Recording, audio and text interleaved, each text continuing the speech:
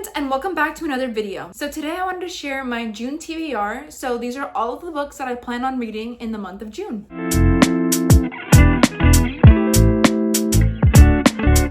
Alright, so the first books that I'd like to read in the month of June are these Boyfriends Reframebo Wattpad books. I have the first 4 editions of it, and I'm excited to dive into these. I know that they're like a polyamorous story of a jock, a nerd, a prep, and a goth who are all learning to love one another and make a 4-person relationship work in their own sweet way. And I think it just sounds like an adorable graphic novel series to dive into, and they sound perfect for the month of June since it is Pride Month. So I think they would be great reads to just fly through at the beginning of this month, especially since my May reading month was a little bit slow. The next book that I'd like to read in June is The Vanishing Half by Brit Bennett. I know I've been mentioning it on all of my TBRs, but I am super determined to read this in the month of June. It is about 2 sisters, the Vignez sisters. One is passing as white, and one of them lives within her Black community as adults, and they've kind of grown apart, but they grew up identical together. And it's an intergenerational story spanning from the 1950s to the 1990s, and it follows how their lives end up being very different and how their children's lives are different because of this decision that the one sister made to pass as white. The next book that I'd like to read in the month of June is The True Love Experiment by Christina Lauren. This is the sequel to The Soulmate Equation, which I read like 3 or 4 years ago, and I really enjoyed that one. And it's following the female main character's best friend named Fizzy, and she is a romance author, but she's lacking inspiration, especially as she hasn't had romance in her own life in such a long time. And we also follow Connor, who is a documentary filmmaker, but he's trying to find another job and get employed. So he decides that he's going to have a reality TV show, and he's gonna run a dating one. So this is an opportunity for Fizzy to be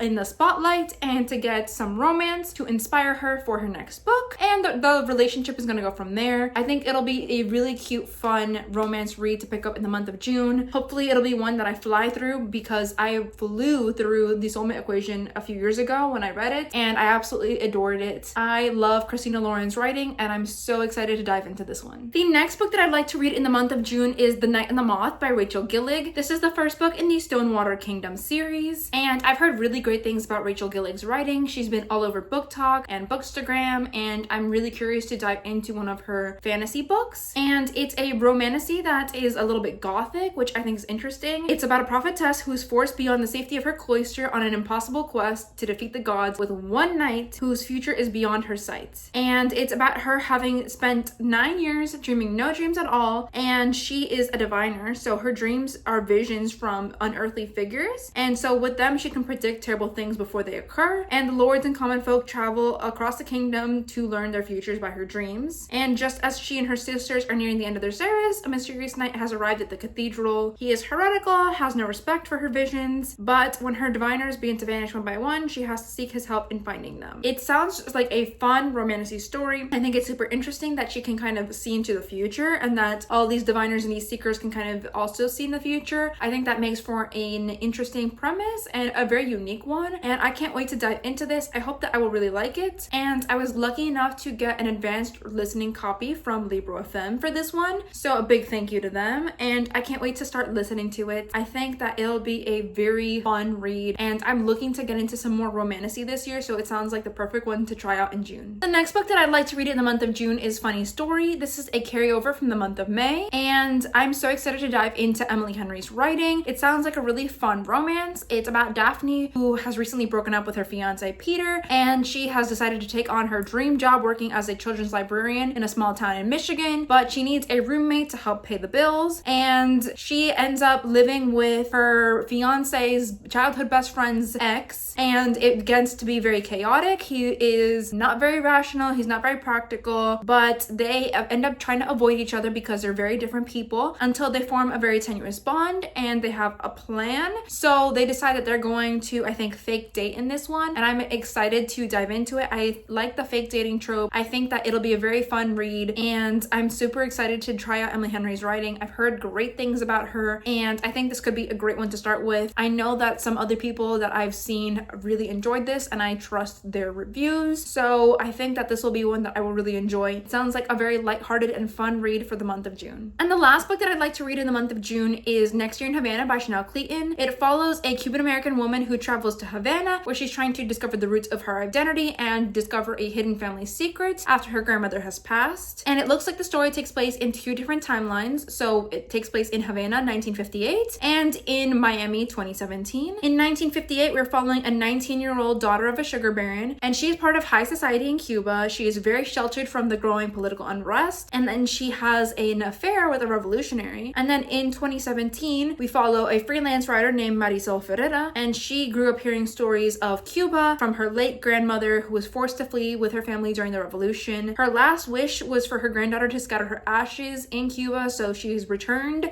and she's coming face to face with the beauty of this land, but also a lot of the trauma and the experiences that her grandmother faced while living there. This is one of the books that I've been really wanting to read since I heard about it. It's one of the books that is in my top 25 books to read in 2025. Therefore, I wanted to add it to this list and my TBR, and I think that it'll be a really poignant one and one that I can really relate to, as I am also Cuban American and my family was also forced to flee from the regime over there because of the revolution and in the aftermath of that. So I think it's one that I will really connect with, and it's a historical fiction that will leave a profound impact on me. I haven't really read any other historical fictions following Cuban American characters. Most of the ones that I've tried out to this point have been World War II ones, so I think this would be a very refreshing one and a different take, and I'm excited to dive into it. All right, so those are all of the books that I hope to read in the month of June. Of course, this list is a little bit smaller because there are so many books from my March, April, May TBRs that I just haven't read that I'd like to read, so I tried to keep this list very brief, and hopefully I'll be able to get in some other books as well. I think that I'm going to be prioritizing some other reads that I've just had on my TBR over and over again, or books that I'm just in the middle of currently, so I may not read everything on this TBR, but I'm hoping to get